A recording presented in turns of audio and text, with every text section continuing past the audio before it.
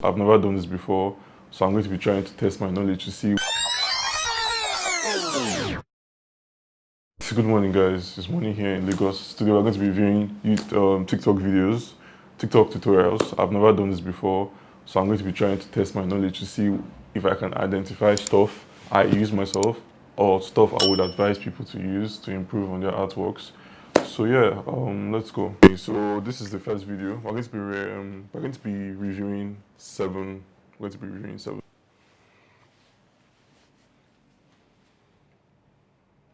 videos, 7 art tutorials. I'm going to be seeing which one we can relate to, which one we think, which one I think makes a lot of sense. You get? So yeah, let's start with this. So I'll be pausing. So yeah, just in case. From this to this in less than a month. So trust me when I say that going viral won't change anything. Welcome to lesson 1 of growing an art account without burnout. The first step is to figure out what you actually want. Too many people go into this wanting to go viral without understanding what that even means. Going viral is useless. Yeah, I'm going to say 2 things about what she said. So going viral, she said going viral is useless. It's actually not useless because in this day and age, that's what you're looking for. But the thing is, as the first thing she said is like you need to actually know what you're going to do, like what you're going to get known for, what you're going viral for. Because like we do have these periods where we are like when we're like shuffling, when we're like trying to figure out what we actually really want to do. You get? So like this is accepted, but like for me personally, I would say you should keep it tight. You should make mistakes. That's good and fine, but don't forget that social media is basically like for eternity. Certain things you do or say will always be remembered forever. So you should be very mindful of the kind of things you want to do to get famous. So yeah, you should have things get focused in that sense. I'm sorry, but it's true. Someone with over 100,000 followers can have less income and fewer clients than somebody with 100. That silly little number does not define how good you are. Exactly. Sorry, because we're posting the videos a lot. So this is very accurate because in the past I had like 1,000 followers on my art page, but I wasn't really getting I didn't really have a lot of clients at the time. I just started and I was really focused on like getting a lot of people to work with. But over the years, I actually created a new account. I think I should put up the details somewhere. I created a new account. And the followers haven't really been compared. It was like 400, just 400 followers compared to like 1,200 I had the first time.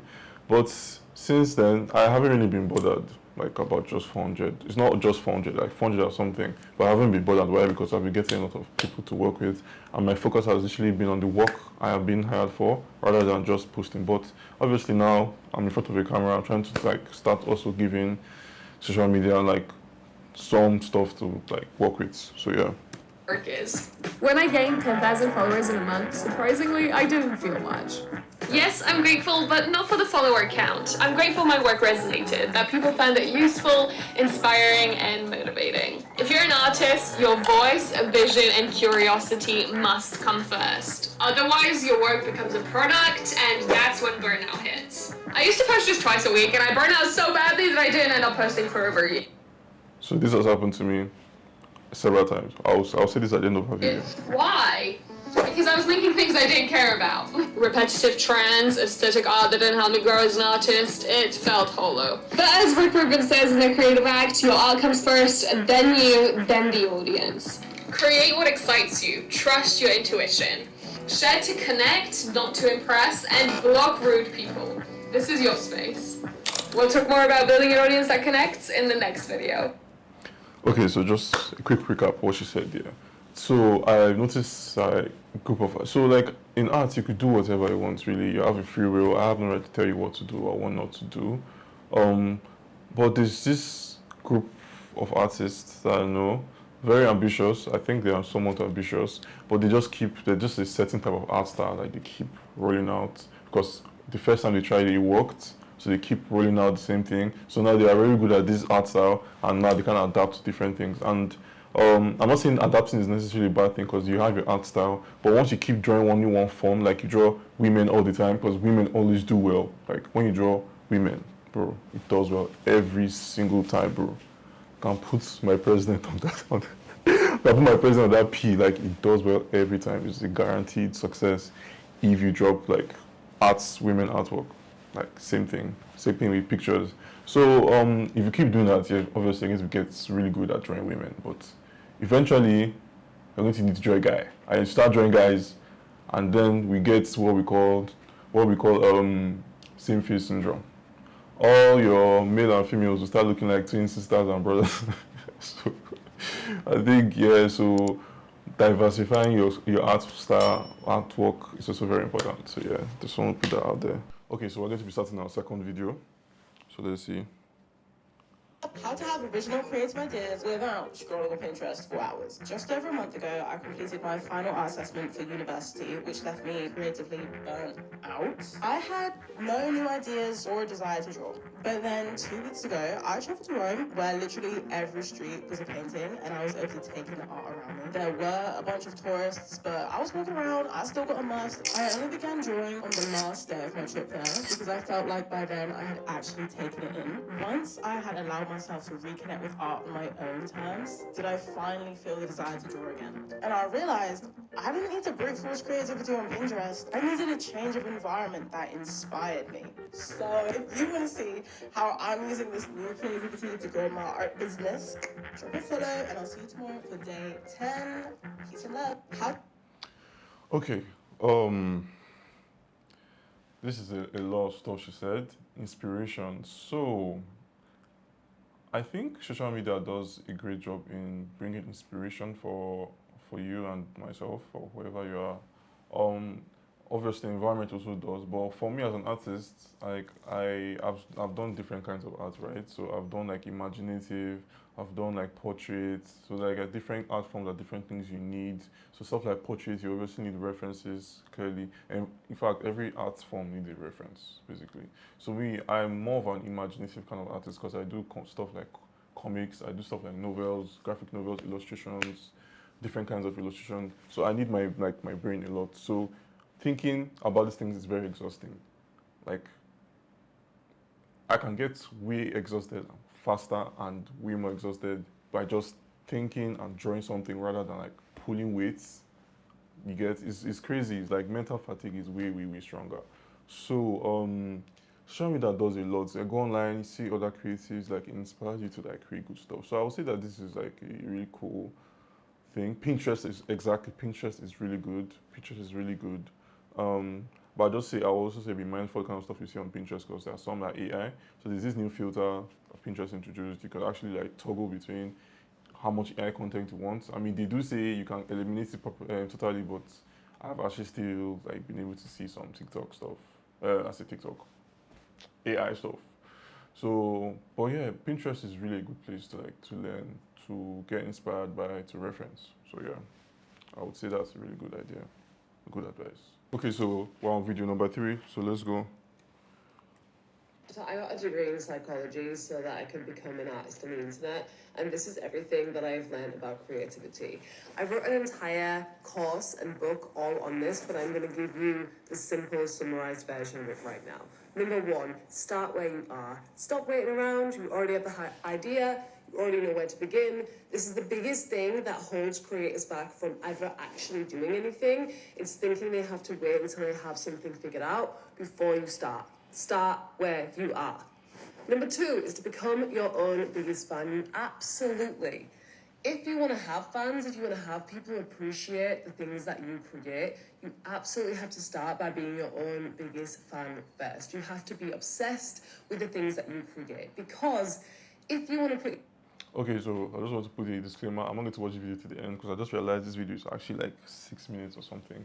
And there's no time to like put that in. But I will just like talk on like maybe 1 to 3 things she says, like the first, second, and the third things on that list. So yeah. Yourself in a position to share the things that you create with other people. If you want to put yourself in a position to sell the things that you create with other people, And you kinda gotta know why your shit is good, why the things that you make have value, for you to put yourself in a position to tell other people and to be able to convey that value in an effective way.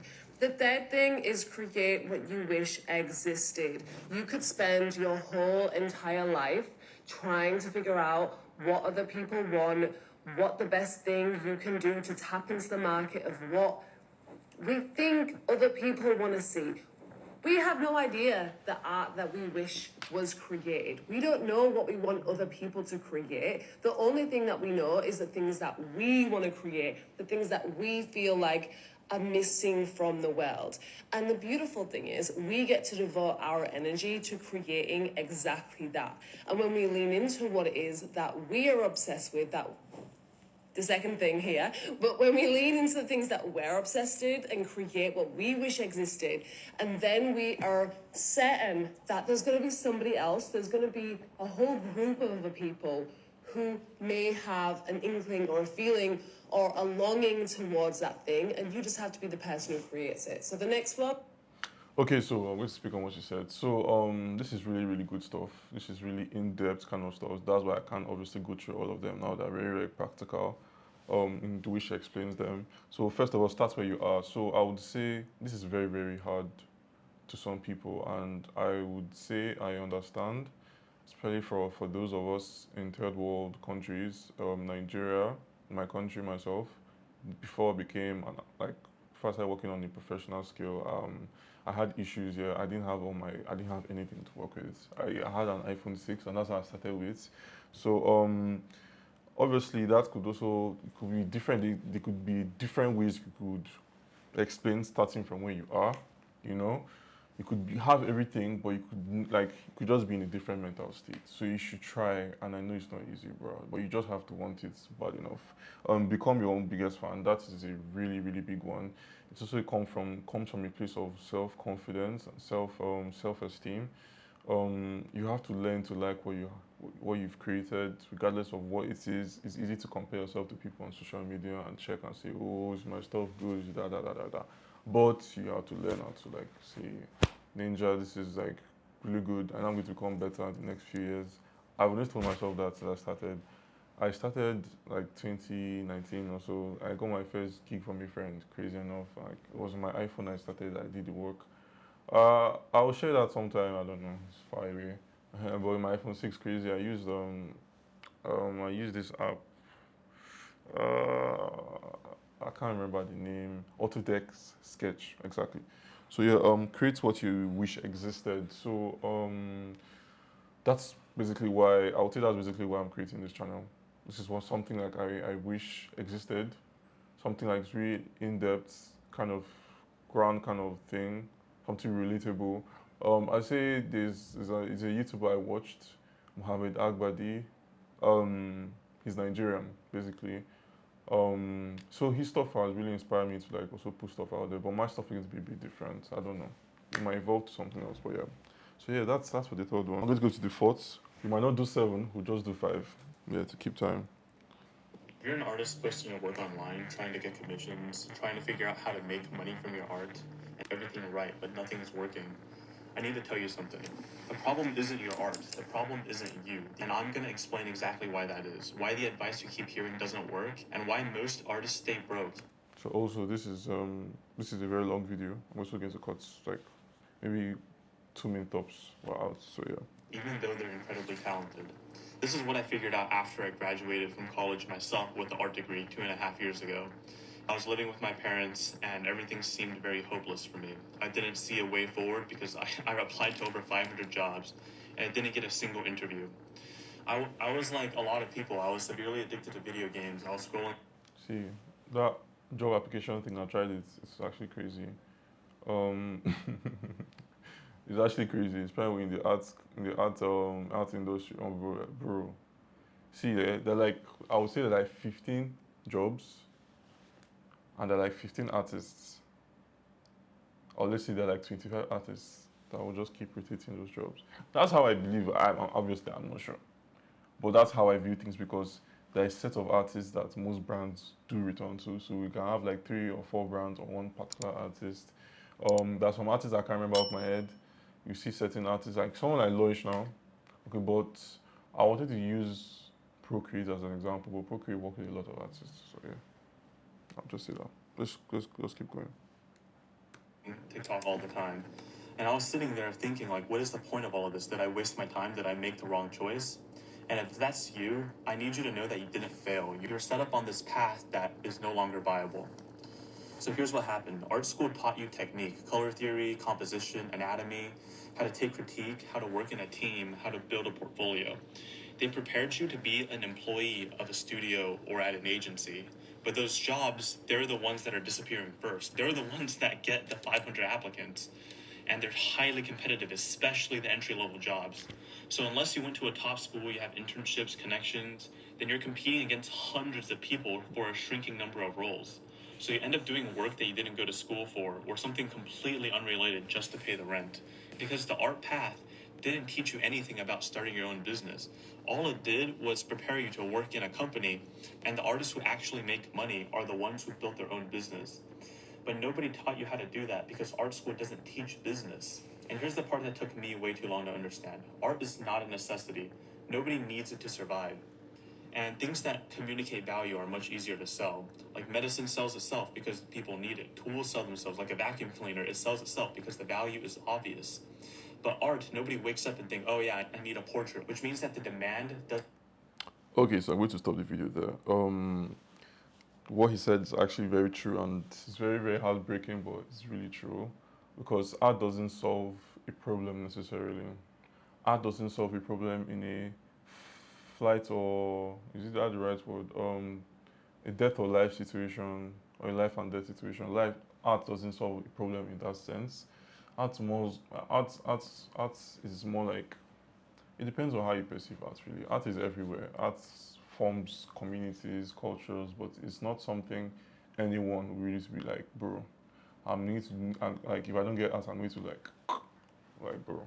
So that's why like it's very important to learn how to market yourself as an artist, because you have to learn to convince people that okay, you are really worth their time, worth their money. That's why I try my best. I always work, improve myself, and sometimes no matter how you improve, it doesn't like might not really get anything. But I'm not saying this to make anyone depressed. But it's the thing. I didn't go to art school. I actually wanted to, but like I saw the bills, like bruh. If I go to art school, I already like ruin my future before I even start, because the money it's crazy. Like naira, I'm here like 22 million naira. It's like, bro. I was like, you know what? I don't need that school. I've gone this far in my career, so like that's that. Thanks for sticking with me. Well, now our last one. I said we're going to do 7. I lied. I didn't lie, but I actually got tired, and there's no time, so we'll just do 5. So this is the last one we're going to be on. So this is the last video we're going to be on now. 10 digital art tips in 1 minute. Let's go. Instead of shading with black on a lower opacity, use a multiply or linear burn layer instead. Make sure to... Okay, I have to just speak on that because I'm going to forget it. So that's very important, because the black is going to make your rendering look muddy. Like if you paint skin, you're going to paint my skin. You're going to separate shadows on my skin. You're going to use like a lighter brown and like a darker brown, and the darker brown should be like has a reddish feel to it, because that's like a natural way skin look. But if you just use black, like if you use like black, then reduce the opacity, it makes it look muddy, it makes it look weird, you know. But these are the things we do like when we start learning digital art. We do that. I've done that myself in the early stages. So like, yeah. References when you're drawing. No one can remember what everything looks like off the top of their head. Exactly. I couldn't even remember. Like I didn't even trust myself enough to remember what he was going to say. After I said everything, I was going to remember. So imagine horses. The reason why he's using a horse, because horses are like the final boss. Horses and hands are like the final boss in art. Like to create, draw horses. I can draw a horse, but anatomy wise, I was about to say tongue twister. I was like about to go for it, but I say, bro, I'm about to embarrass myself. So like, drawing a horse is extremely difficult, but I can get some things, but I'm going to obviously still make mistakes. And the reason I know how to draw a horse really well is because I've drawn a horse several times. Like, you have to just keep doing it till it stays in your head. So that's how it works. Yeah. When painting, make So also make use of references as much as often as you can. Um, Try as much, like I know sometimes some people rush. You're trying to get, but just try. If you're not sure of certain things, even if you're sure, just try to check. You never know. sure your midtone is more saturated than your shadow tone. This especially helps when trying to make skin feel more vibrant and alive. Yeah, if you notice the shading, the first skin layer was like I would say cream, color cream. It might not look like maybe pink cream, something like that. Then the second layer was like pink, cause like that's how skin is naturally. And that's how I also give the example of my hand. And then obviously darker skin is going to be different. It's going to be the same idea. It's going to be like, okay, this brown, then the brown underneath it would be like the darker version of this brown. But you should add a little like reddish to it, like just a little. I can't really, I don't know how to explain it, but you could see what he did. Then the last part will be darker. So yeah, that creates the form. That's to create depths basically. So like yeah. Make sure to name your layers, especially if you have a lot of them. Learn basic perspective. This will Oh, I didn't get that. name your layers, especially if you have a lot. Yeah, you have to name your layers because you're going to just keep wasting your time. Because you tell yourself that the reason why you're not name your layers is because you're too lazy and you want to save time, but you're going to waste like precious time actually like going through, checking, clicking on and clicking off. Those are for obviously digital artists, people that do digital art. If you don't do digital art, well, you don't need to worry about that anyways. Learn basic perspective. This will really help out if you want to draw backgrounds. So I learned perspective from school. I did technical drawing. I learned most of what I know now. All the perspective knowledge, I got that from school.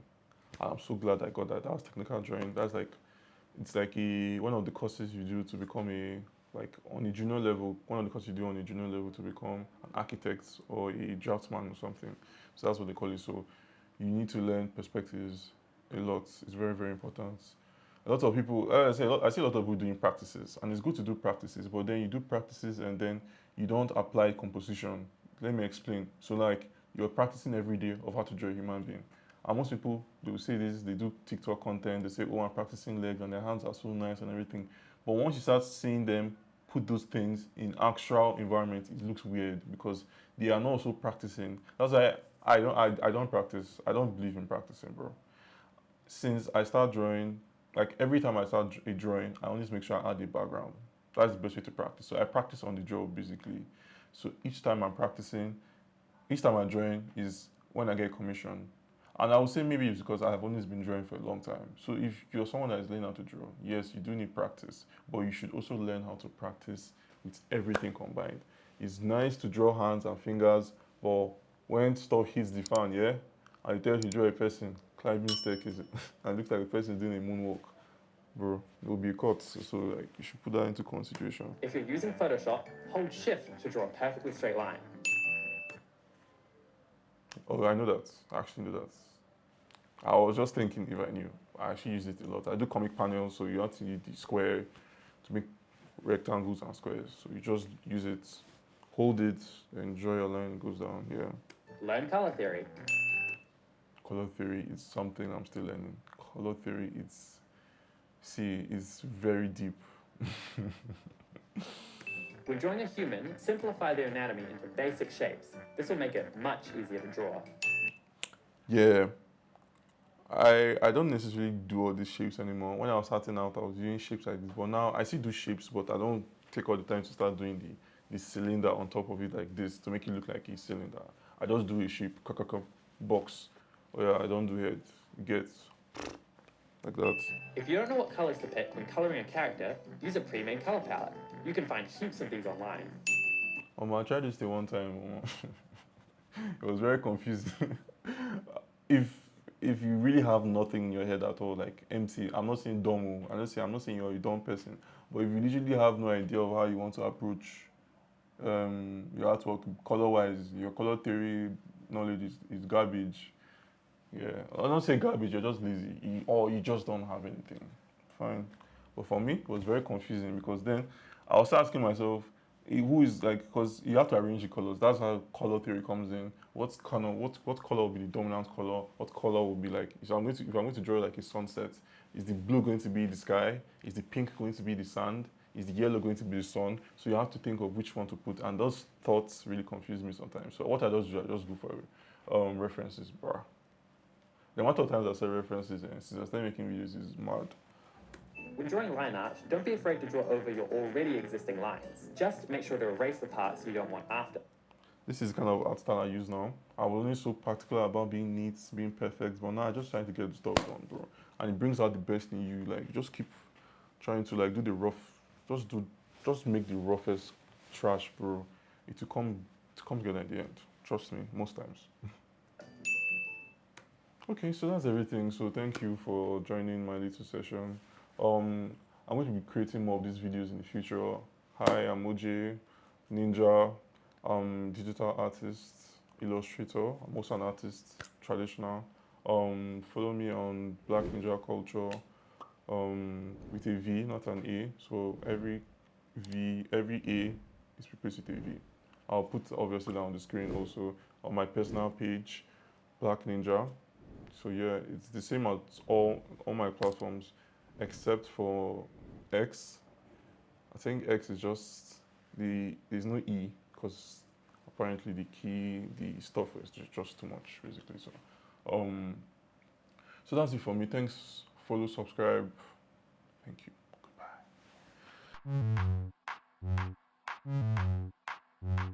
Goodbye.